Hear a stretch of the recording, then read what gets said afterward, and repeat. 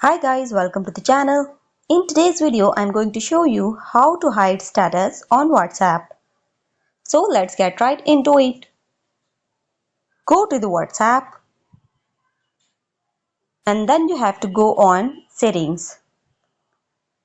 To reach the settings, you have to hit on this three dotted button which is top right corner of the screen. Hit on settings and then go to the privacy. Here you will see status. Once you will go with this option, you will see these three options over here. First one is my contacts. You can show your status in your contacts. If you go with this second option, you can hide your status by contact.